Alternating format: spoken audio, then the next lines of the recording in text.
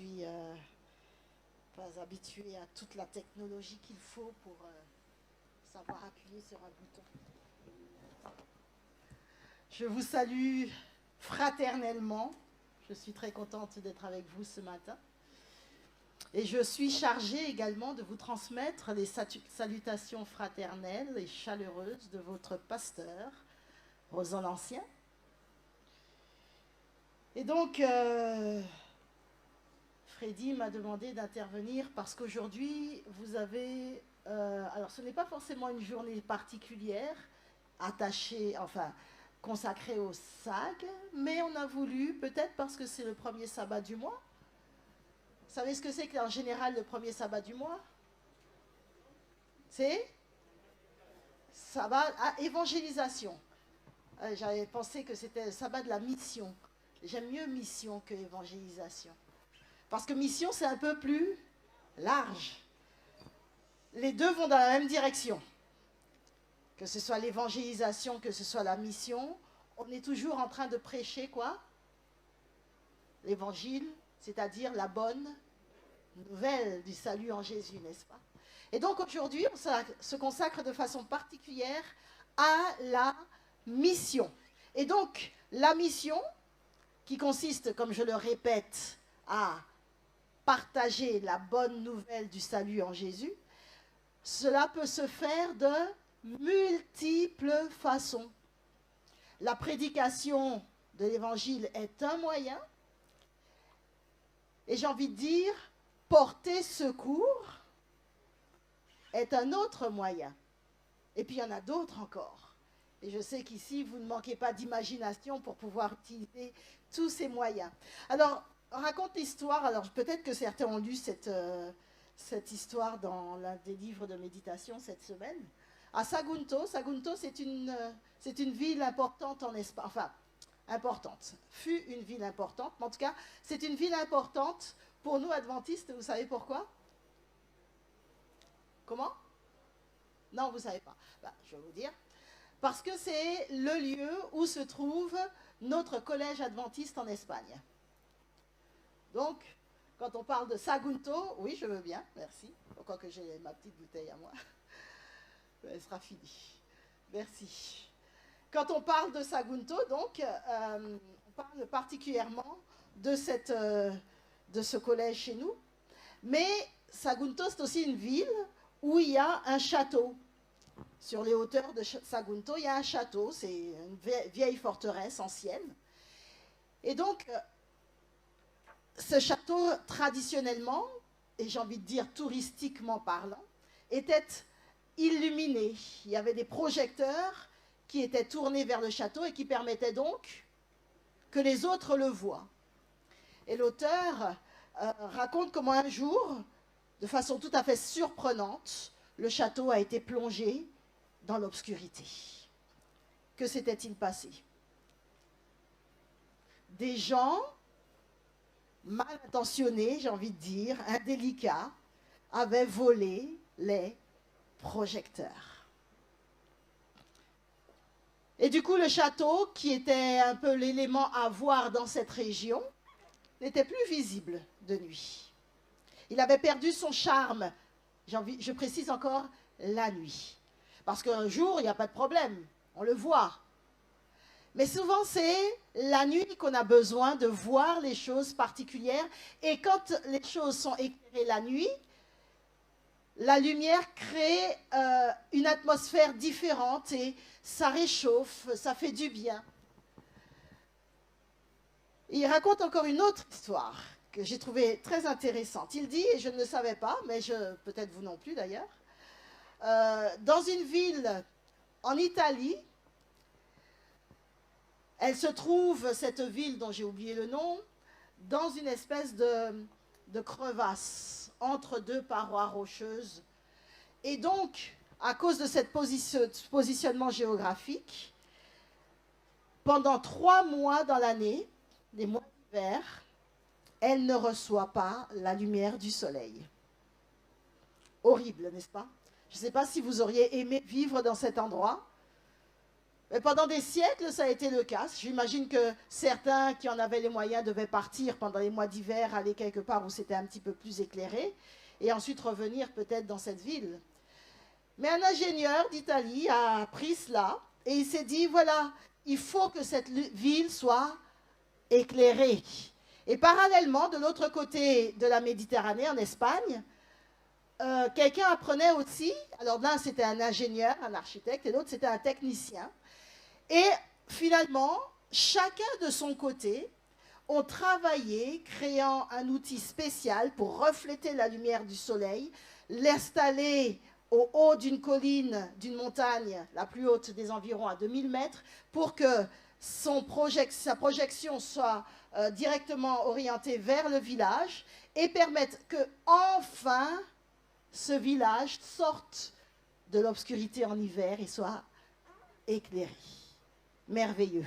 Quel est le point commun entre ces deux histoires? La lumière. Et automatiquement, je vais vous demander, chers enfants qui êtes juste en face de moi, est-ce qu'il y a un verset qui vous fait penser à la lumière, que vous connaissez? Aucun? Comment? Ah, j'ai entendu ta parole. C'est toi qui as dit ça? Ah, c'est une grande enfant. Ah, je voulais que ça vienne des petits-enfants, mais... Alors, tu connais une parole qui parle de la lumière? Vas-y, dis-nous ça. Ah, il a dit la lumière du monde. Qui est-ce qui a dit ça? Est-ce que tu sais qui est-ce qui a dit ça? Oui, c'est Jésus. Vous connaissez le passage, n'est-ce pas? Je suis la lumière du monde. Et on ne peut pas vivre sans lumière. Ça veut dire quoi? Qu'on ne peut pas vivre sans Jésus. D'accord? Mais Jésus disait, je suis la lumière du monde, et puis il a dit autre chose nous concernant. Vous connaissez ce passage? On va le lire. C'est toujours intéressant de relire. Alors je vais demander à un jeune de lire, ou à un moins jeune, ou à un plus jeune. Matthieu 5, versets 14 à 16. Matthieu.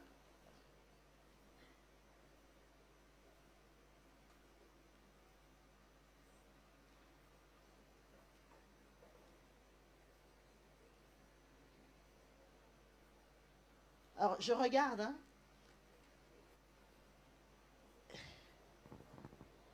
Matthieu 5, versets 14 à 5.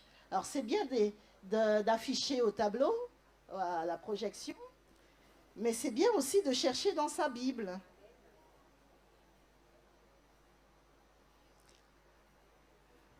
Où sont les autres enfants et jeunes? Alors, viens, tu vas lire pour nous. Il y en a qui sont fatigués, ils n'ont pas envie de chercher dans leur Bible. Mais c'est intéressant, vous savez pourquoi c'est intéressant pour vous de chercher? Parce que ça vous apprend à trouver. Tu es prêt à lire? On va attendre que tout le monde ait trouvé. Pourquoi tu n'as pas ta Bible? Tu l'as oublié. Il n'y a pas quelqu'un qui peut lui passer une Bible là pour qu'il puisse lire aussi dans la Bible. Quoique je sais que tu lis bien dans la Bible. Hein. C'est bon pour tout le monde, les enfants, les adolescents? Et les plus grands, vas-y. Vous êtes la lumière du monde. Une ville située sur la montagne ne peut être cachée. Et on n'allume pas une lampe pour la mettre sous le boisseau, mais on la met sur un chandelier et elle éclaire tous ceux qui sont dans la maison. Que votre lumière luise ainsi devant les hommes, afin qu'ils voient vos bonnes œuvres et qu'ils glorifient votre Père qui est dans les cieux. Très bien, merci. Alors naturellement, on a vu le contexte, mais le verset particulièrement intéressant et à retenir, c'est que vous êtes la lumière du monde. Et la lumière, on en a besoin à quel moment de façon particulière? Dans l'obscurité. Que ce soit une obscurité, j'ai envie de dire, naturelle, cyclique, la nuit, ou que ce soit fait par des circonstances, parce que pendant un moment, là où on se trouve, eh ben, on n'arrive pas à voir la lumière du jour, la lumière.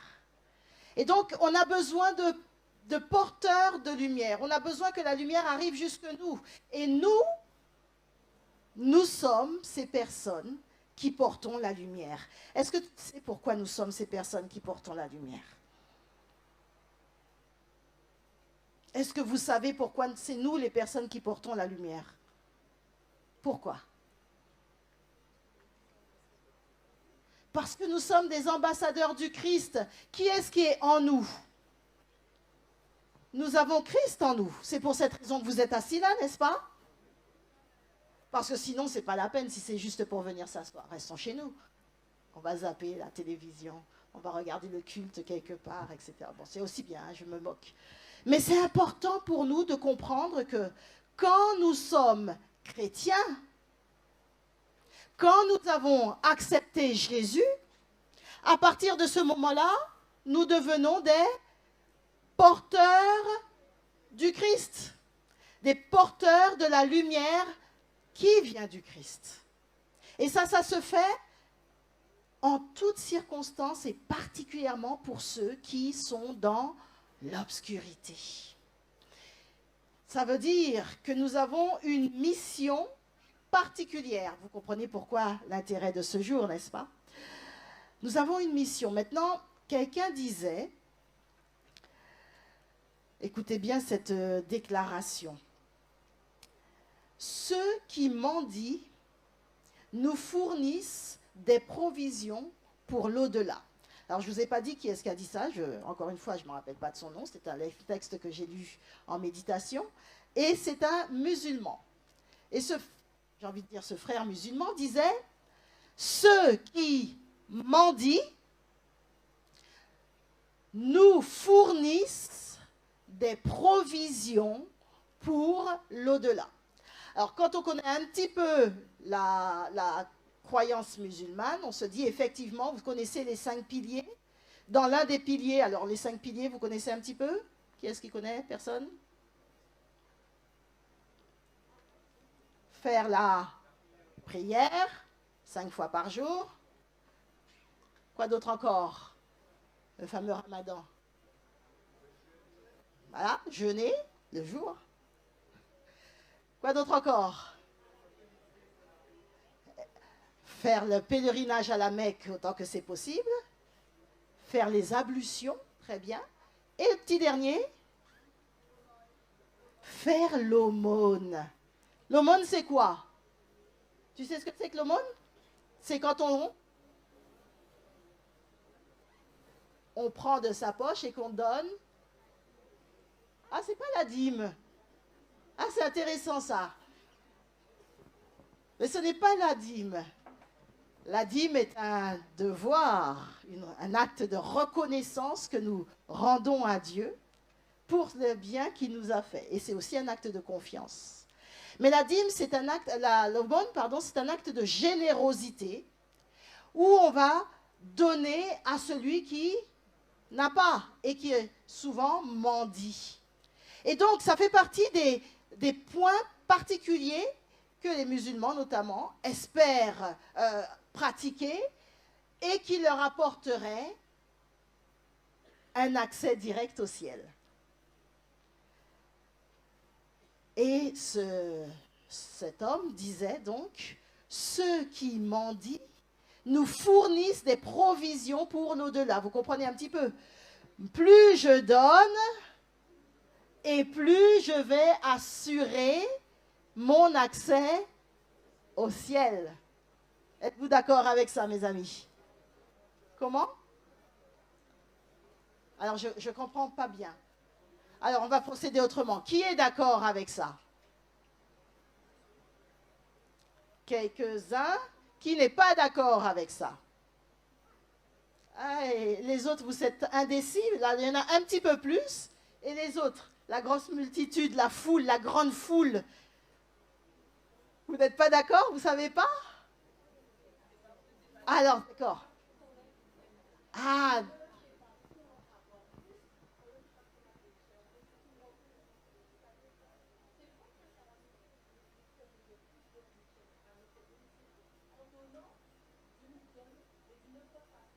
Donc tu n'es pas d'accord.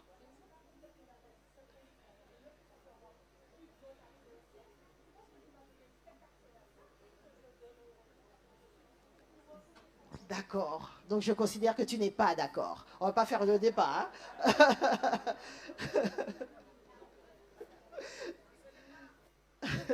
Je reviens sur ce que tu as dit. Je vais donner la parole.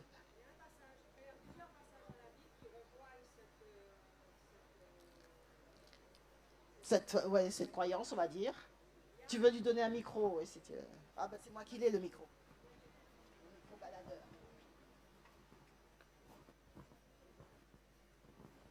Bien sûr, ce n'est pas... nous connaissons les conditions du salut en tant que chrétiens. Je ne dis pas que c'est ce qui va nous rendre le salut. Ça n'a rien à voir. Hein.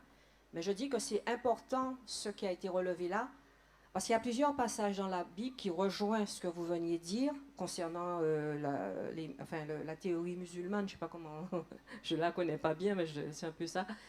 Parce qu'il y a un passage dans la Bible qui dit que c'est Dieu qui parle. Celui qui me donne, celui qui donne aux pauvres, prête à Dieu qui le lui rendra.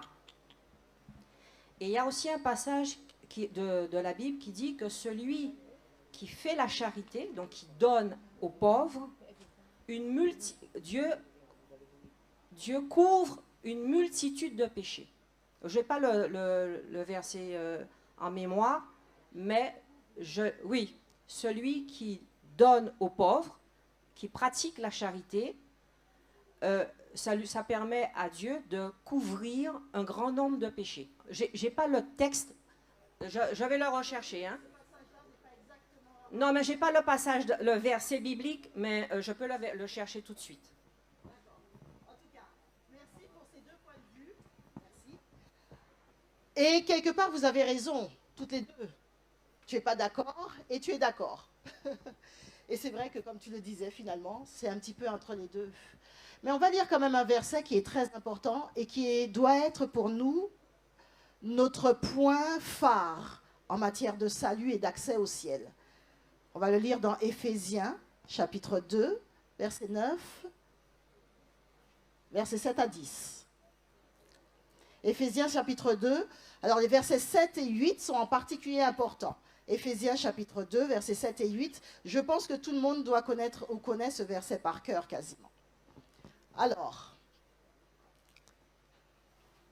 on va lire des versets 8. 8 et 9 plutôt.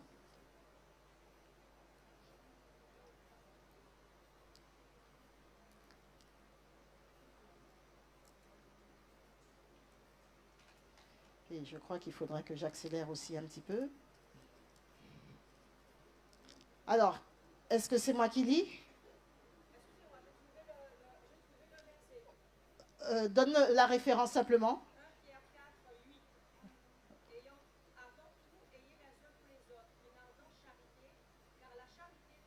Une multitude de péchés. Voilà, la charité couvre pas la charité permet à Dieu de couvrir une multitude de péchés. C'est ça la petite nuance. Mais on va revenir, merci. Alors donc, Éphésiens 2, on va lire le verset 8 à 10, pardon. Je lis, ou alors quelqu'un veut lire? Car c'est par la grâce que vous êtes, par le moyen de la... Donc c'est clair.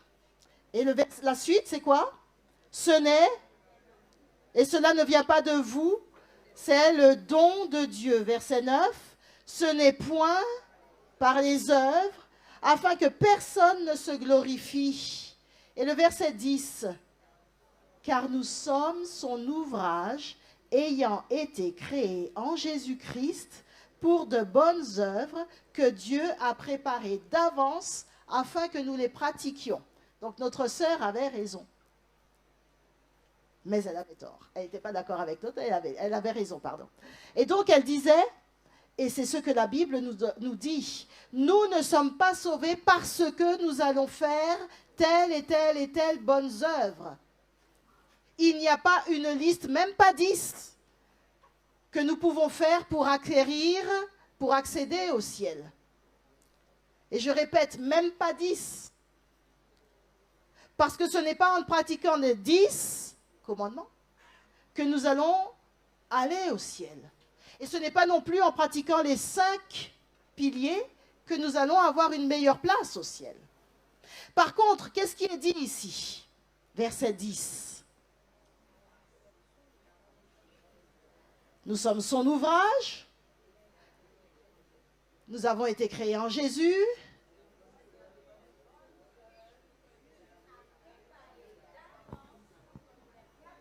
Exactement. On répète cette partie-là, la dernière partie. Nous avons été créés pour de bonnes œuvres que Dieu a préparées afin que nous les pratiquions. Comment est-ce qu'on peut comprendre ça? Ce n'est pas tant, comme le disait notre sœur ici, que nous allons faire les choses pour être sauvés, mais parce que nous sommes en Christ, lumière du monde, porteur, ambassadeur, comme tu as dit, parce que nous sommes en Christ, qu'est-ce qui se passe?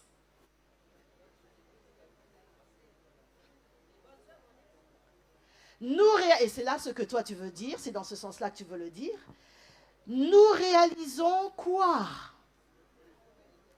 Ce que Dieu a préparé d'avance.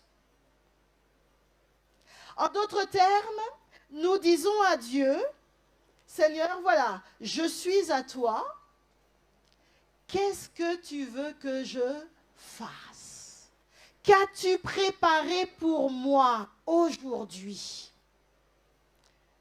Vous savez, quand Jésus était sur la terre, il a dit, mon Père travaille jusqu'à présent, donc moi aussi, je travaille. Est-ce que nous qui sommes lumière du Christ, qui avons Christ en nous, nous pouvons rester comme ça à attendre que le temps passe, à nous prélasser? Si Dieu travaille, si Jésus travaille, en toute logique, nous travaillons. C'est dans la logique, oui ou non?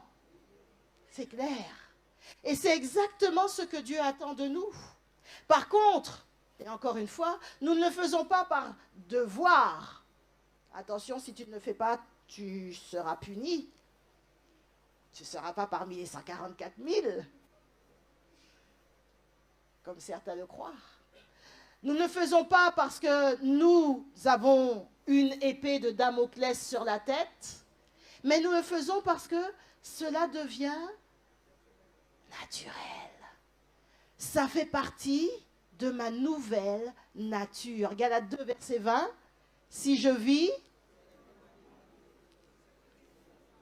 Et donc c'est vraiment important pour nous de comprendre ça.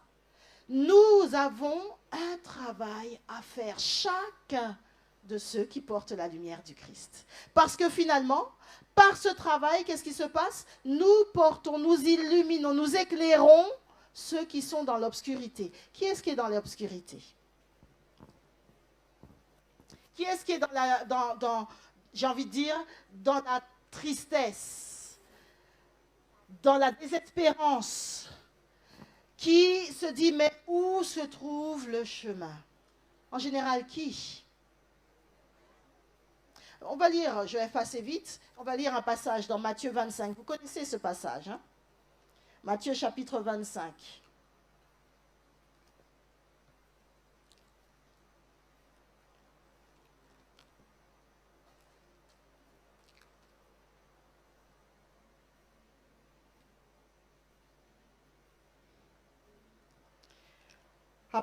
Alors on ne va pas tout lire. Matthieu chapitre 25, on va lire à partir du verset 33. Et je lis. Et il mettra les brebis à sa droite et les boucs à sa gauche. Alors le roi dira à ceux qui seront à sa droite, venez, venez vous qui êtes bénis de mon Père. Prenez possession du royaume qui vous a été préparé dès la fondation du monde, car, et voici le passage que nous connaissons tous très bien, n'est-ce pas? J'ai eu faim, et vous m'avez donné à manger. J'ai eu soif et vous m'avez donné à boire. J'étais étranger, vous m'avez recueilli. J'étais nu et vous m'avez vêtu. J'étais malade et vous m'avez visité. J'étais en prison et vous êtes venu vers moi. Et le verset qui suit est intéressant. Les justes répondront, Seigneur, mais quand avons-nous vu avoir faim ou t'avons-nous donné à manger, etc. Quand est-ce que ça a été fait? Et qu'est-ce que Jésus répond? Quelle est la réponse de Jésus? Verset 40. Je vous le dis en vérité, toutes les fois que vous avez fait ces choses à l'un de ces plus petits de mes frères, c'est à moi que vous les avez faites. Et voici les œuvres que Dieu a préparées d'avance, afin que nous les pratiquions. Parfois on se dit, mais moi je ne sais pas quoi faire. Je n'ai pas de don, je n'ai pas de talent particulier. Ou alors on pense, et ça c'est un petit peu le travers au sein de notre Église, qu'il faut être absolument dans un département donné pour faire quelque chose. Ah ben moi je ne suis pas à Dorcas, moi je ne suis pas au secours. Mais Jésus ne va pas demander qui est-ce qui s'est inscrit au secours. Il va dire, as-tu saisi les opportunités que j'ai placées devant toi? As-tu saisi toutes les occasions que tu avais de porter ma lumière? As-tu saisi toutes les occasions que tu avais de faire la différence dans la vie de quelqu'un qui était dans l'obscurité? Ça, c'est notre mission. Ce sont des œuvres que Dieu a préparées d'avance. Ça veut dire que moi, je ne sais pas quelles sont ces œuvres.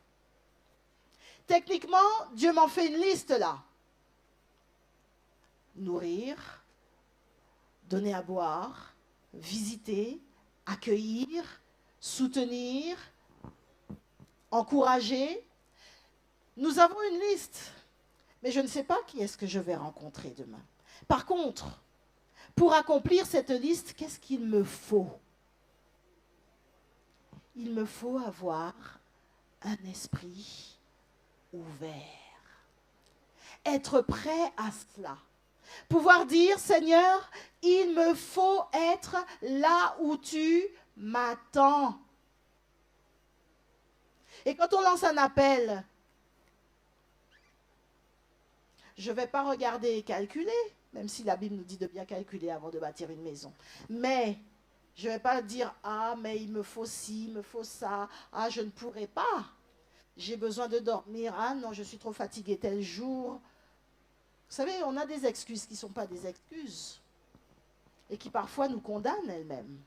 Parce que quelque part, on est en train de dire, oh, il y a des gens, d'autres personnes qui vont le faire à ma place. Ou alors, un tel n'y va pas, pourquoi est-ce que moi j'irai? Vous savez, j'ai entendu ça une fois. Un tel n'y va pas, pourquoi est-ce que moi j'irai? J'ai entendu, un tel n'envoie jamais ses enfants. Je ne vois jamais ses enfants. Et elle vient m'appeler moi. Mais Dieu ne va pas nous dire, est-ce qu'un tel est venu? Est-ce que tu as suivi un tel? Il va me demander quoi? Où est la lumière du Christ, toi? Comment as-tu fait briller cette lumière? Montre-moi. Et vous savez qu'il y a les livres où tout est inscrit. Et là, on va pouvoir voir. Et on va voir qu'il y a eu des voleurs qui sont venus et qui ont pris la lumière. Et le château n'a pas été éclairé. Les voleurs, c'est quoi? Vous savez, le thème de cette année, au niveau de la fédération, c'est voleurs d'année, voleurs de vie. Mais il y a aussi voleurs de lumière. Le premier voleur de lumière, c'est... Non, ce n'est pas le premier forcément, mais celui qui me vient à l'esprit et qui est vraiment très présent. C'est Monsieur Téléphone. C'est un voleur de vie extraordinaire, mais un voleur de temps aussi.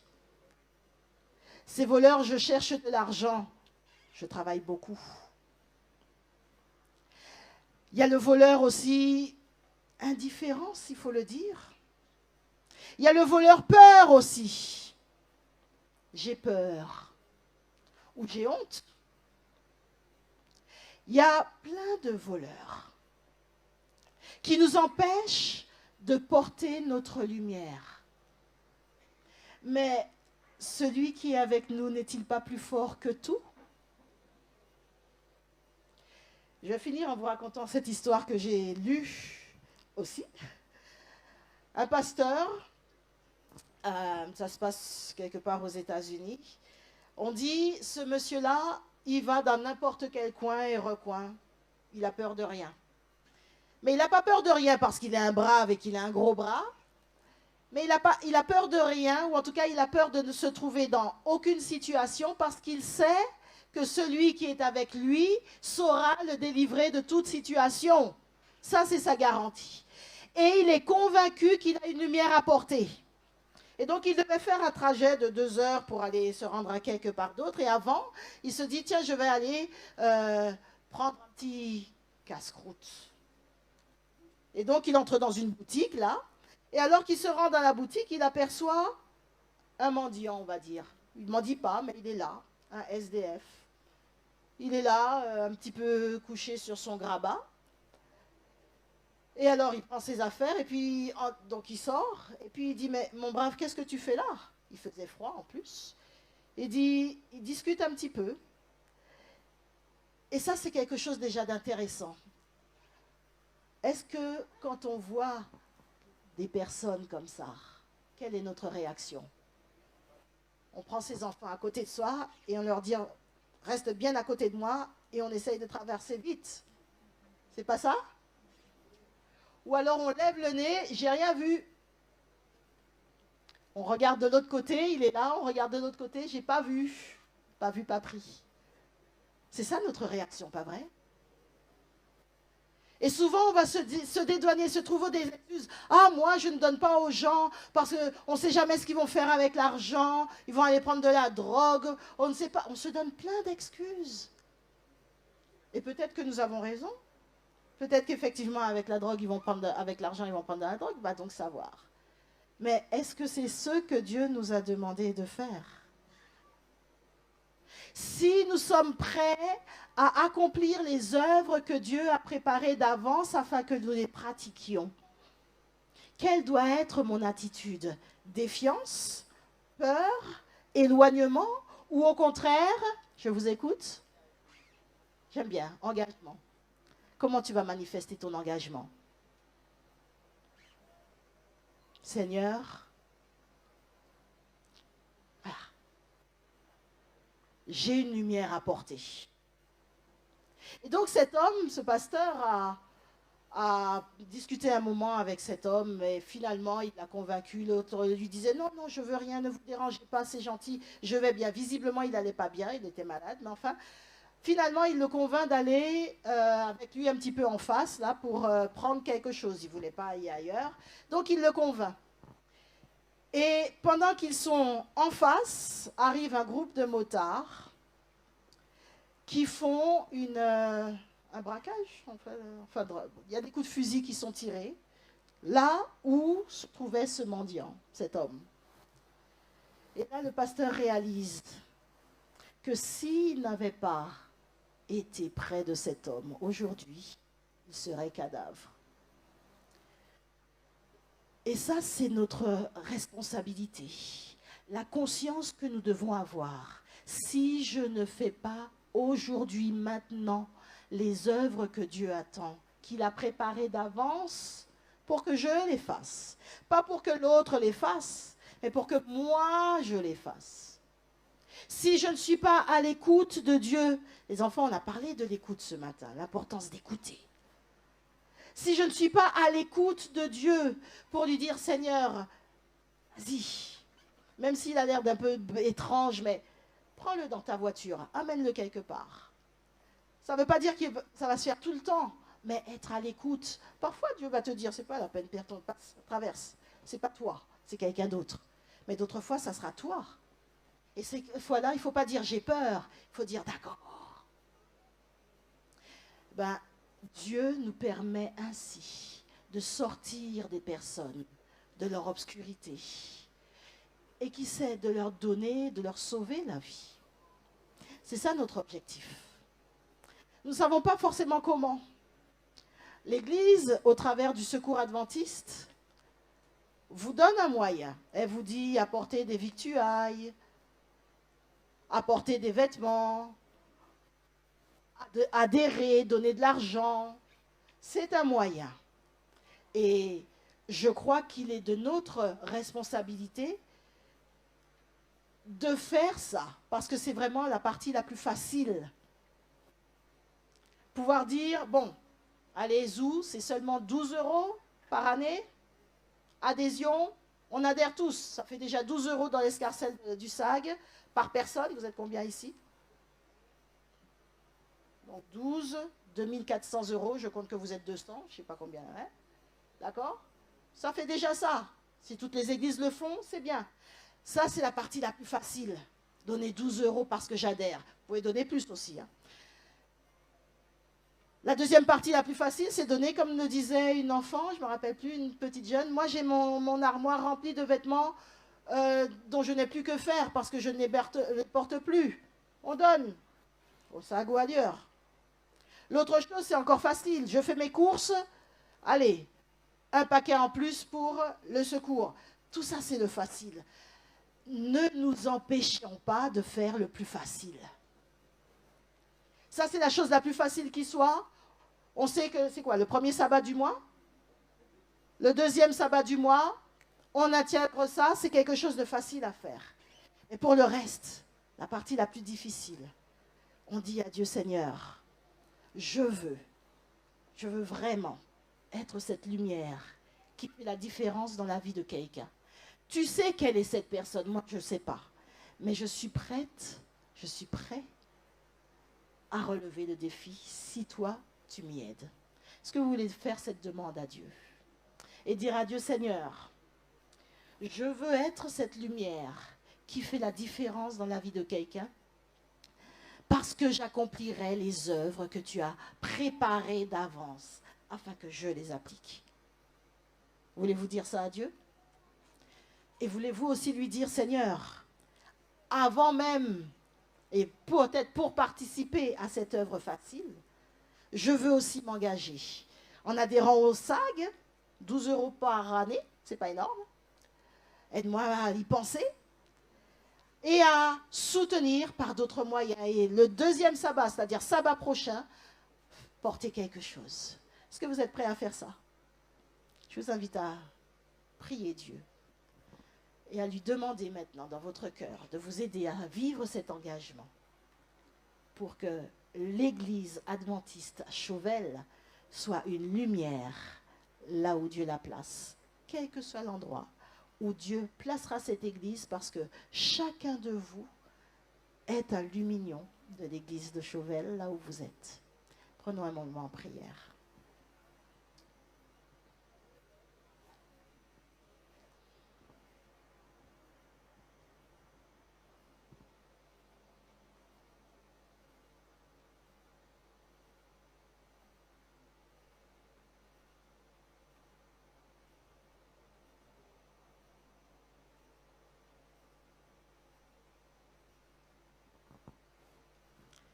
Père éternel, nous sommes heureux de pouvoir compter sur toi, même quand nous avons peur. Mais nous voulons te demander, Père, de nous aider à dépasser tous les freins que nous pouvons mettre ou qui se trouvent sur notre chemin, pour que nous soyons des lumières qui accomplissent ces œuvres bonnes que tu as préparées d'avance, afin que nous les appliquions. Que tu sois avec chacun d'entre nous ici présents, et l'Église de Chauvel, et que sa lumière luise ainsi devant les hommes et devant toi, au nom de Jésus. Amen. Je terminerai avec simplement cette ce verset, qui se trouve dans Philippiens 1er, verset 6, et que là aussi, je suis sûre, vous connaissez, et qui dit « Je suis persuadé que celui qui a commencé en vous cette bonne œuvre la rendra parfaite pour le jour de Jésus-Christ. Que Dieu vous bénisse.